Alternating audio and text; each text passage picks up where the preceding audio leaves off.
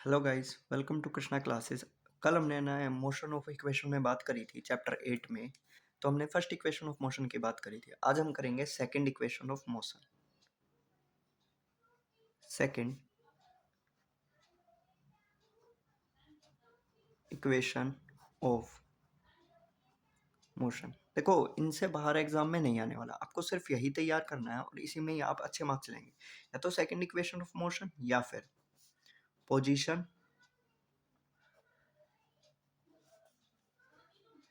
Time relation.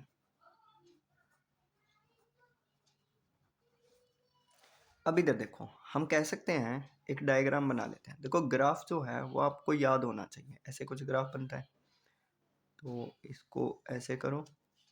ये वाली side होगी आपकी BC, ये पॉइंट हो गया D, ये हो गया A और ये हो गया O। तो हमें पता है इस वाले पॉइंट को क्या बोलते हैं, V। इसको क्या मानते हैं, U। इसको क्या मानते हैं, T। अब इधर देखो, एक्सेलरेशन जो हमारा होता है, हम कह सकते हैं एक्सेलरेशन जो होता है वो एक्चुअली में होता क्या है, rate of change of velocity per unit time. देखो, फाइनल में से इनिशियल को जब घटाएंगे तो हमारा पॉइंट क्या बचेगा, BD, जहाँ पे जाके एक्सेलरेशन क्या हुआ होगा, चेंज हुआ होगा। दोबारा देखो, जब हम फाइनल वेलोसिटी में से इनिशियल वेलोसिटी को घटाते हैं तो rate of change of acceleration होता है। ठीक है, तो रेट ऑफ चेंज एक्सेलरेशन और किसकी रिस्पेक्ट में, टाइम के रिस्पेक्ट में। तो मैं लिख सकता हूँ BD अपॉन OC। तो जो BD है वो हमारा एक्चुअली में है, इसको BD ही रखते हैं और OC को क्या मान लेते हैं, T।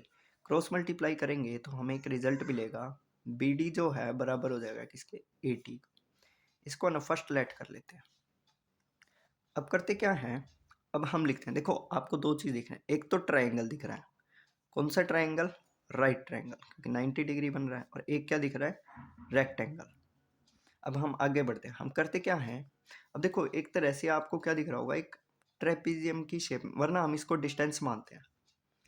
S is equal to area of rectangle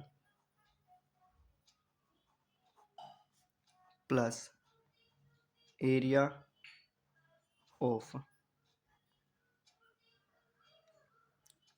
triangle. अब इधर देखो, एरिया ऑफ रेक्टेंगल की बात करें तो देखो, बेस इंटू हाइट। तो हम क्या लिख सकते हैं, S जो होगा, S का मतलब है डिस्टेंस, OC मल्टीप्लाई AO। और इसी तरह हम राइट ट्राइंगल की बात करें, प्लस हाफ, बेस क्या हो गया AD और हाइट क्या होगी BD। देखो, BD जो है हमने यहाँ पे प्रूफ कर चुके हैं, BD किसके बराबर है, AT के। तो हम लिखेंगे OC क्या है हमारे पास, T दे रखी है, AO क्या दे रखी है, U, प्लस हाफ AD क्या दे रखी है, इन्हें ब्रैकेट में दिखा देता हूँ ताकि तुम्हें क्लियर हो जाए।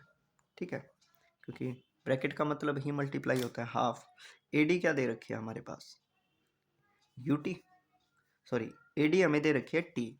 तो AD को किसके, क्योंकि ये साइड इसके पैरेलल है तो इक्वल रही होगी। ठीक है, ये वाली इसके इक्वल होती है। तो हम करेंगे क्या, AD और BD की वैल्यू हमने फर्स्ट में सॉल्व करी थी, क्या होती है 80। तो इनकी मल्टीप्लाई कर लें, S is equal to UT plus half, S is equal to UT plus half 80 square. तो हम कह सकते हैं यही है हमारा hence proof, second equation of motion. बड़ी आसान थी, उम्मीद है आपको पसंद आई होगी। Thanks for watching.